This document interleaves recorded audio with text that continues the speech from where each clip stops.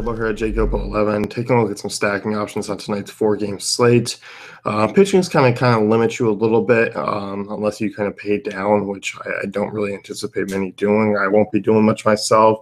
But you look at the Red Sox, obviously against Wade Miley, certainly in potential. Miley's starting to come back down to earth. He was riding hot and extremely lucky. Hard contact rate up, obviously, with the last few games. Struggled against Houston, was solid against the Jays. Struggled against Detroit. He's been a guy who's been just giving up way too many base runners, way too many walks.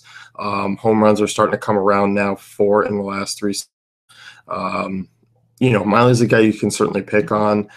Look at the bats here. I mean, you might get a mix and match of some cheap bats for Boston. Mookie Betts, Josh Rutledge is probably going to hit up in the order, probably second, I would imagine. Bogart's obviously there, Hamley, Chris Young. Sam Travis will draw a start as well, but we're going to see him probably get about 2 at-bats and then get pinch hit for. So I don't really like that, especially with Hamley being just cheaply priced. So look at Boston. I mean, I think 1 through 9's in play. You can do the contrarian back half stack. You can do the contrarian middle stack and fade the top guy. Just because the prices aren't bad on guys like Chris Young or Christian Vasquez or Sam Travis and even Hamley. So you can go that route, especially with Mookie Betts. I mean, he's expensive. It's hard to take a 1 for 5, 1 for 4 game with him. I know it's crazy leaving him out, but we've seen in the past where, you can definitely do that and get away with it, especially on a small slate, to be contrarian without faring too far away from the top offense. So Mookie certainly in play. I think this lineup is certainly playable against Miley, who against righties now 3.38 WOBA, 38% hard contact rate, 6 home runs allowed. He's wild. Boston's on a team that's going to go chase a lot of pitches either. So there's potential here. Is it a stack that jumps out and I'm just dying to play? No, but I'll definitely get one in.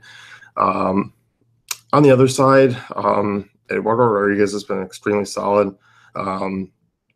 It's hard to pick on him, but Baltimore would not be a bad contrarian stack.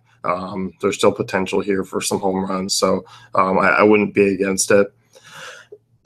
Excuse me.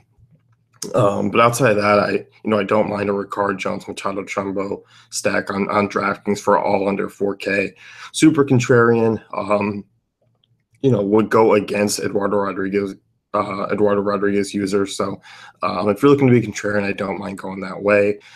Blue Jays are the next one. They're going to be popular against CC Sabathia. Sabathia is obviously on the regression train as well. 39% hard contact rate, FIP over 4, xFIP over 4, 1.49 home runs per 9. Everyone back in that lineup, Josh Johnson, Jose Bautista coming around. Kevin Pillar is hitting lefties really well this year.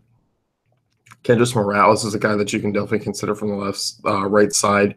But even Travis, Russell Martin, Troy Tulowitzki, once again, you can mix and match the Blue Jay stack and go with some different bats to get some exposure and maybe catch Troy Tulowitzki at lower ownership once again. Travis, if he's back in that 8 spot, at lower ownership again. So much like Boston, they're going to come in as a chalky stack, but you can get lower owned guys in the stack to kind of separate yourself a little bit and still be really contrarian with your one-offs to kind of get that separation. So, Jays have the highest run total on the board tonight. They're definitely going to be a team that's pricey, but one to get exposure to.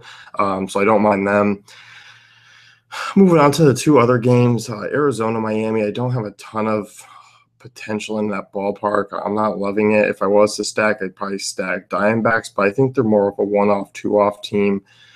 Just given the fact that their lineup is probably going to feature some right-handed bats that I'll be using for value, like Nick Ahmed, Chris Iannetta, Brandon Drury. I don't mind those bats for kind of one-offs and to fit in. Goldschmidt's your standout option against the lefty Jeff Locke. So I think it's one of these starts where it's, I don't think I'm going to be stacking Arizona as much as I want to. Just in that ballpark, their numbers away from home aren't stellar. The bats are more just best used for 1-offs and 2-offs. Late game, I never really like to stack in Los Angeles. There's never a ton of potential. Wind blowing out slightly. Alex Meyer is a guy who does struggle against lefties, and the walk rate is extremely high. I don't hate the lefty stack in this lineup of Grossman, Mauer, Kepler, Polanco, Eddie Rosario. It'll be really contrarian. I think if you're building multiple lineups, just consider, given the fact that Meyer has struggled against lefties in his career. Like I said, the walk rate is extremely high.